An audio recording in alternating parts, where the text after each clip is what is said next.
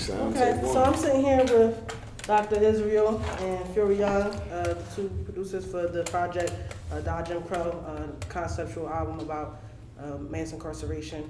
And we're going to talk a little bit about the album. Let's get into the music, good stuff. So what's the first song on the album, by the way? My name be Jim Crow. Okay. So what is that one about? Well, I think Fury could explain. It's kind of his brainchild. Sure. It's the one. brainchild, a little bit of me and a lot of Mark Springer, who's a lifer he's done 28 years so far in Ohio, Warren Correctional Institution.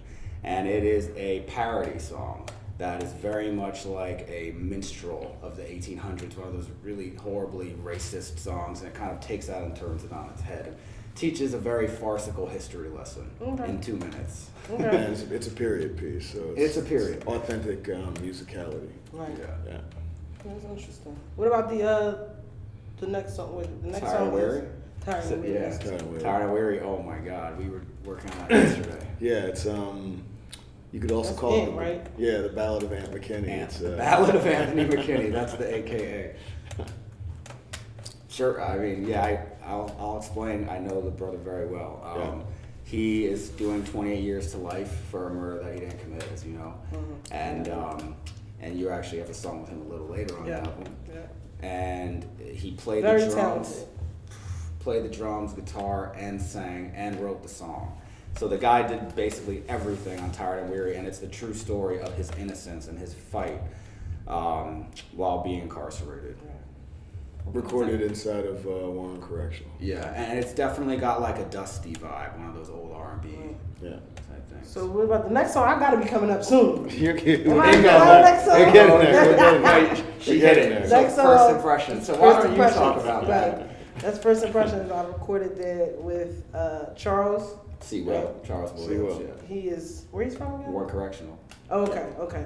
Well, yeah, that was, it was kind of dark for me. It was, I had to take myself back to that moment when you first get there and like all them feelings. And sometimes you kind of forget how it first feels because you get so used to it. Like it's just, you just get desensitized. But I had to Right. go back to thinking like, damn, I remember how I felt at that moment. I was like, oh shit. So it was kind of a dark piece. to go You to. could But- tell too, because your lyrics, everybody that has heard the song says that your lyrics take them now. Yeah. Yeah. I tell the story like Yeah. from the literal minute that you first get there. Right. And you Like, wrote all it the while you feelings. were at Muncie. I mean, Yeah. if you watched the video before this one, you would know me and Mo wrote for like 8 months before she got out. And then when she got out, we met and made this history happen. So, yeah, when I hear that last line, this hurts, I'm stressing, that's my first impression. I just get chills, you know.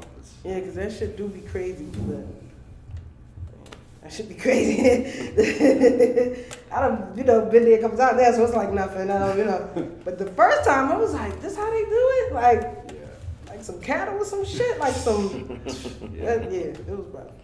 And it was crazy because we recorded that not only with you, but also with Charles Williams in prison. In Warren, yeah. Right.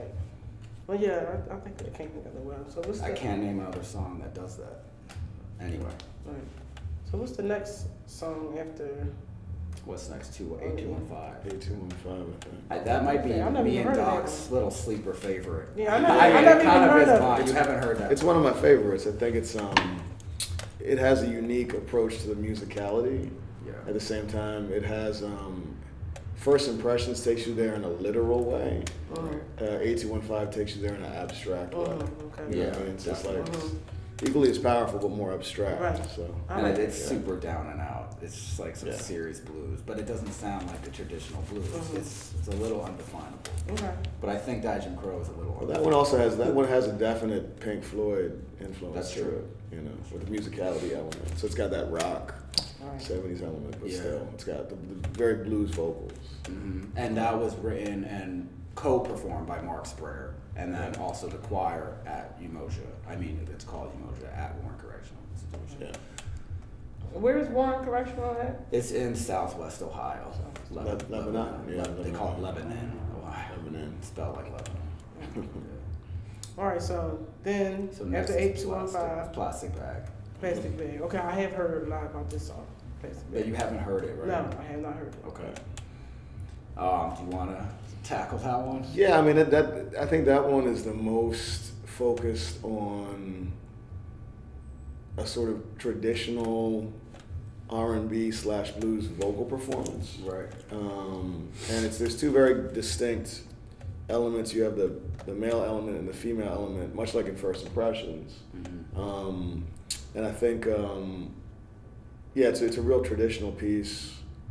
And again, Soul, it's like soul, Yeah. but like soul. I mean, he, Lois, and Carl. Mm-hmm. So they're giving their perspective about when you're back out on the streets, like what you're dealing with, trying to get going again. Carrying all your shit in a plastic Yeah. bag, everything you own. Right. Yeah, and being told by different people at one moment you'll be told that you have resources.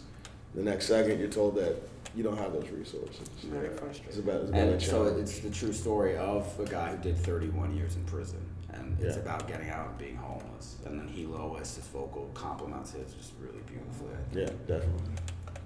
Yeah, that's deep. I gotta hear that. Y'all gotta play it for me. You will. Hopefully I hear it before I leave. Yeah, she's So- in New York just for a night. Yeah. So the next song on the The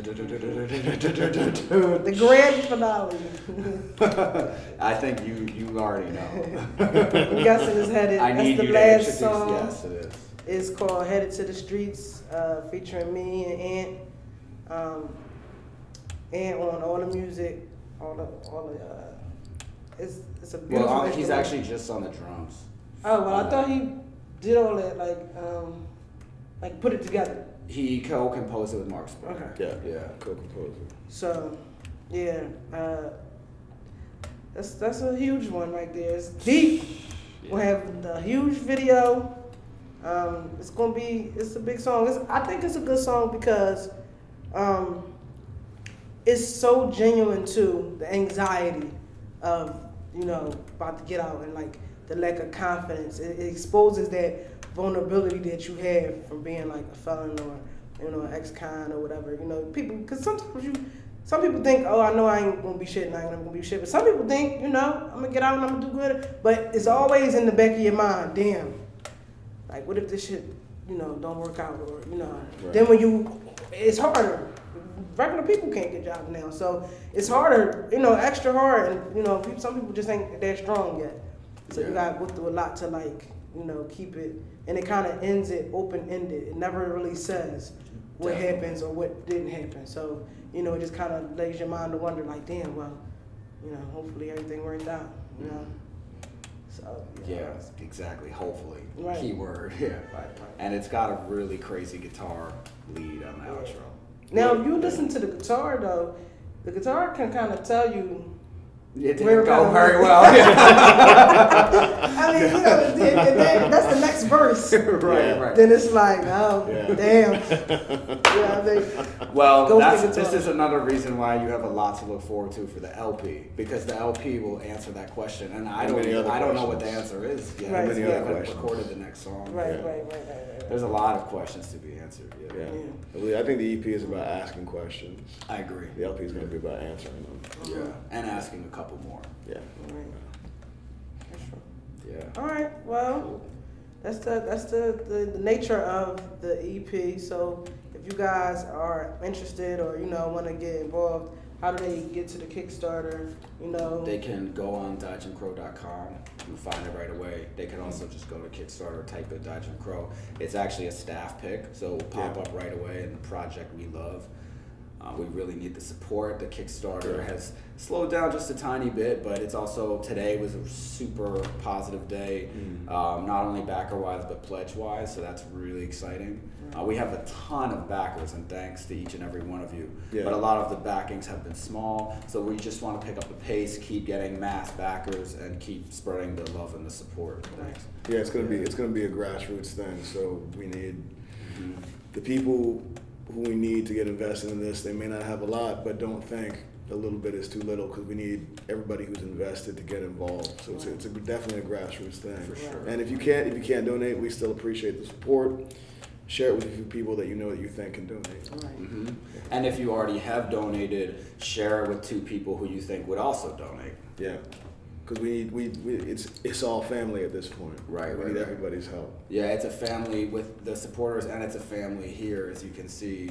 You know, I started writing to Mo when she was locked up, and now we're here. She came down to New York last night. We actually did a music video for a solo song of hers called "Still Alive," which Still will be alive. out Shout out to Still Alive. Yeah. Yes, the video is going to be Creepy. crazy. So that's Crazy. totally unrelated to Diejimcrow in a sense.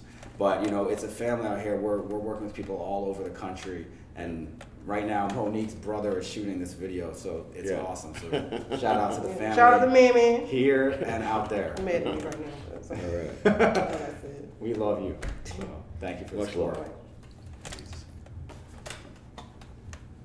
Nice. All right. That was awesome. One take wonder. One take wonder.